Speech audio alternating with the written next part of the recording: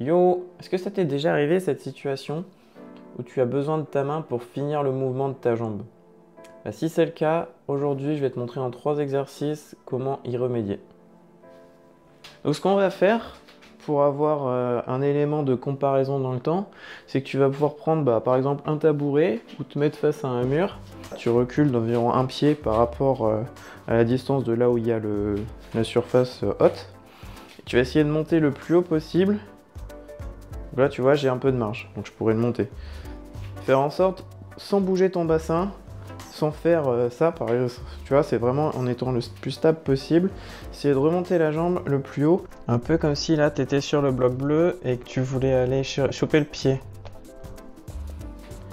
Tu vois que là, que j'ai un peu de marge, donc je vais monter un peu. Hop. Là, tu vois, j'y suis tout juste. Je pourrais encore monter un peu.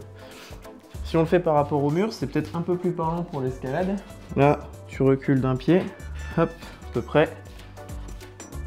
Et là, tu es vraiment dans la situation de tu veux monter ton pied. Imaginons que tu as une prise ici. Tu vas essayer de monter ton pied sans t'aider de tes mains. Tu vois, si je réussis. Mais par contre, je décale un peu sur le côté. Donc, en décalant le moins possible, tu vois, j'arrive ici. Et si je m'aidais de ma jambe, je pourrais aller carrément jusque là. Je te fais quelques exemples de blocs. Donc le premier, là le rouge, tu vois le pied-main, j'ai besoin d'avoir une bonne souplesse. Pareil sur celui-là.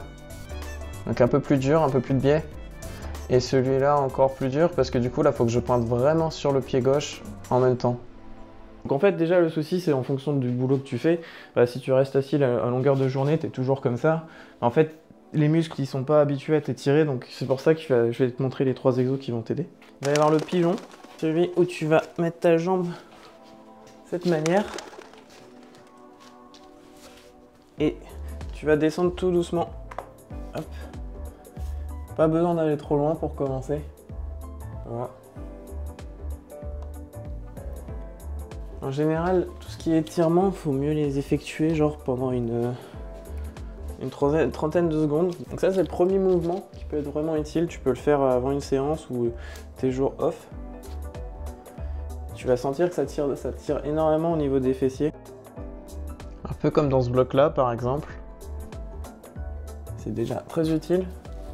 Tu as une version alternative de celui-là qui s'appelle le Figure 4 Stretch. Parce qu'en fait, quand tu le fais, ça te donne l'impression de faire un 4. Tu l'as peut-être déjà vu.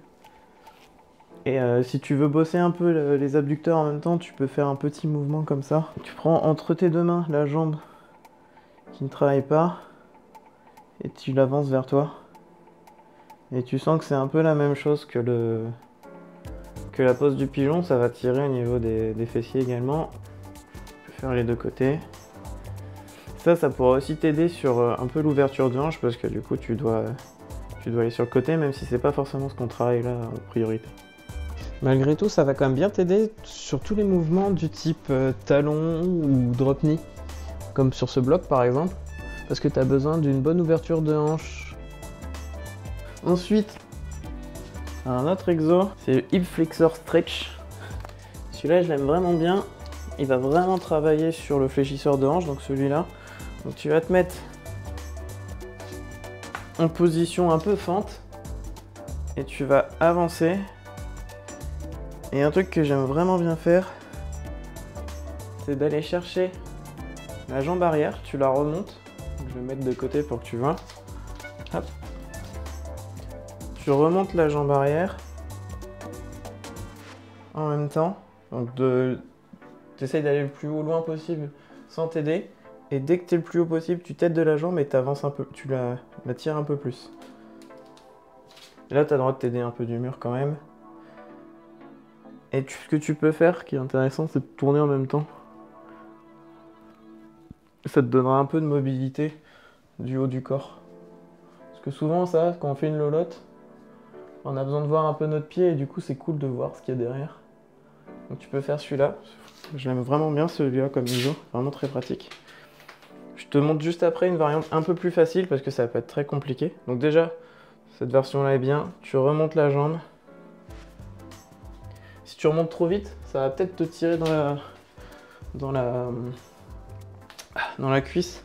Donc remonte pas trop vite, fais attention, ça peut Ça peut tirer quand même. Remonte du mieux que tu peux. Et doucement. Pas besoin d'aller en mode bourrin. Donc ce que je te disais, tu vois là, j'ai un peu du mal à être stable. Mais justement, c'est un bon exo parce que du coup là, tu fais en même temps un peu d'ouverture de ta cage thoracique. De la mobilité du haut du corps. En même temps que de faire des exos pour le bas du corps. Normalement, tu sens que ça tire ici. Voilà. Si tu veux une version plus simple, enfin plus simple, pas forcément plus simple, mais en tout cas où t'as pas besoin de trop tirer, tu te mets comme ça contre le mur, tu fais la même chose. Là, tu vois, ça va tirer là à fond.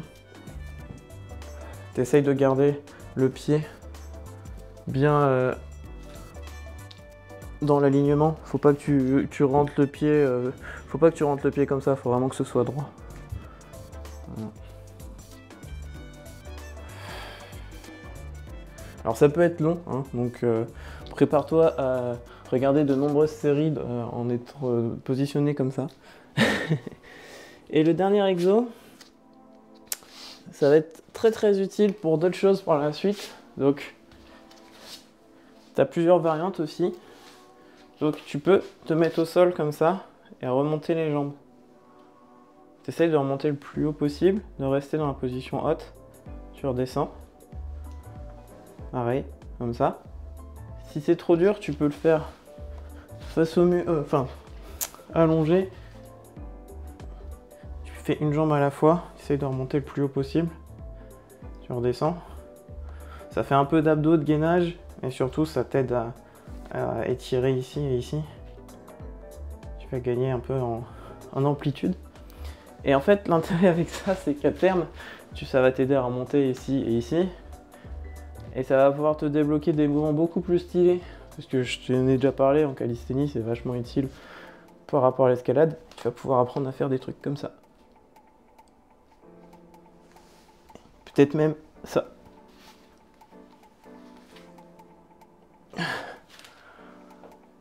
Voilà.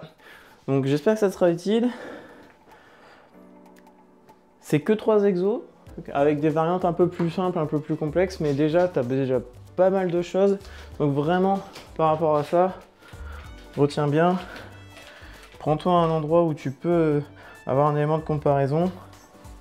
Essaye de monter, rester stable. Je te préviens tout de suite, c'est pas en une séance que ça va être réglé. Ni 2, ni 3, ni 4. Faut que tu réussisses à faire ça suffisamment régulièrement. Donc je t'invite à le faire soit avant, tu peux le faire avant ta séance d'escalade si t'as pas trop de temps. Ça permet de mobiliser un peu tout doucement. N'y va pas trop fort au début parce que tu peux te faire mal, clairement. J'ai chiné pas mal sur internet pour trouver toutes ces informations là, je t'avouerai. Et qu'est-ce que je voulais dire d'autre? Ouais, t'auras pas mal de choses à maîtriser, donc prends ton temps.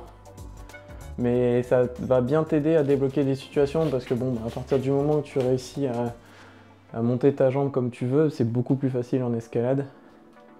Donc voilà. N'hésite pas à partager, liker cette vidéo si jamais ça t'a plu, si ça t'a servi à quelque chose.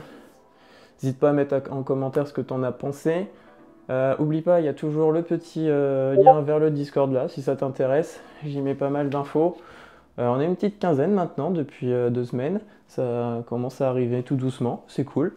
On a parlé pas mal d'escalade et de calisthénie forcément. Et puis voilà. Bon, allez, je te vois dans une prochaine vidéo. En attendant, porte-toi bien et puis à bientôt. Salut!